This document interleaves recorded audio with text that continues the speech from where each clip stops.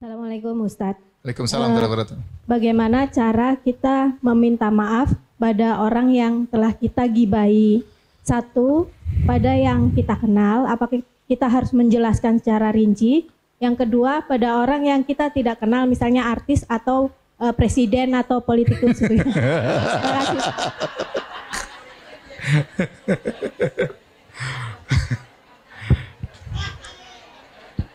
Ibu-ibu ya. Jadi orang yang kita gibahi ada khilaf masalah ini. Ada yang mengatakan apapun terjadi kita harus minta dihalalkan kepada dia. Ya. Ada yang mengatakan tidak, ditinjau dua kondisi. Ini pendapat yang lebih kuat. Ini pendapat yang Shalih Ibnu Qayyim rahimahullahu taala. Kita menggibahi orang ada dua kemungkinan. Kemungkinan pertama, orang tersebut tahu kalau kita sudah menggibah dia. Maka wajib bagi kita untuk minta dia menghalalkan. Tidak ada cara lain. Dia tidak tahu anti menggibah dia. Ya sudah sampai kepada telinganya, anti menceritakan kejelekan dia. Mau tidak mau anti harus datang, minta dia maafkan, kasih hadiah misalnya, kasih muqaddimah, ya, bahwa gimana, kemudian datang minta maaf. Yang kedua, dia tidak tahu kalau kita menggibah dia. Kalau dia tidak tahu kita menggibah dia, maka pendapat yang benar tidak usah kita lapor-lapor. Bisa jadi terjadi perang dunia ya. Jadi nggak perlu kita lapor, cukup kita perbaiki nama baiknya, kita puji-puji dia di majelis yang biasanya kita menjelek-jelekan dia. Atau kita mendoakan dia agar diampuni dan sebagaimana kita juga diampuni. Tapi kalau sudah ketahuan kita menggibah dia, harus kita minta maaf sama dia. Saya baru baca kemarin kisah guru saya Syekh Abdul Razak hafizahullah taala. Syekh Abdul Razak ini orang yang tidak pernah saya dengar dia menggibah seorang pun seumur hidup saya bergaul sama dia. Tidak pernah menceritakan kejelekan seorang pun. Padahal saya bertahun-tahun sama beliau. Saya belum bisa meniru beliau.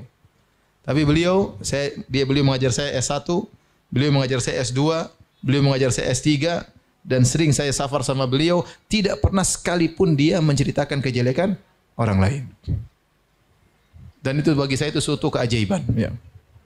Ya. Saya baru baca kemarin cerita suatu hari ada seorang murid yang cerita tentang dia di angkatan yang lain. Jadi Syekh mengajar kemudian dia absen. Dia absen kemudian dia tanya mana si fulan? Si fulan tidak datang. Namanya fulan Sham. Sham itu artinya tidur. Puasa. Waktu itu kalau nggak salah bulan Ramadan. Misalnya namanya Muhammad Sham, yaitu Muhammad yang puasa. Maka waktu tidak hadir, Syekh mungkin bercanda. Syekh mengatakan Muhammad pun Sham puasa, kemudian dia letih, kemudian dia ketiduran, kemudian tidak ke kelas. Orang pada tertawa. Setelah itu subhanallah kemudian dia sadar. Bahwasanya ucapan tersebut adalah ucapan ghibah. Dia bercanda aja. Beliau cuma mengatakan dia puasa, tidur, kecapean, kemudian tidak datang ke kelas.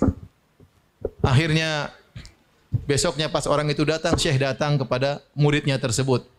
Dia bilang, maaf muridku, kemarin saya gibah kamu, saya bilang gini-gini, saya minta maaf. Kata muridnya, enggak apa-apa, saya enggak apa-apa. Enggak, saya pingin kok, enggak apa-apa. Bagi dia biasa, tapi bagi Syekh itu bukan biasa. Sampai kemudian Syekh bawakan hadiah, bawakan buku yang banyak.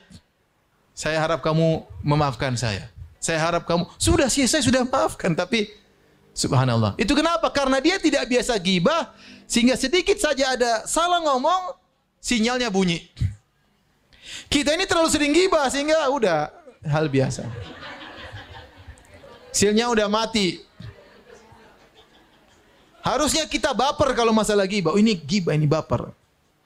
Masalah gibah nggak ada bapernya. Hilang perasaan kita. Mau ngomong ini, ngomong anu, ngomongin suami, ngomongin istri orang, ngomong semua. Subhanallah, semuanya tercatat. Jadi kita yang menyesal pada hari kiamat kelak.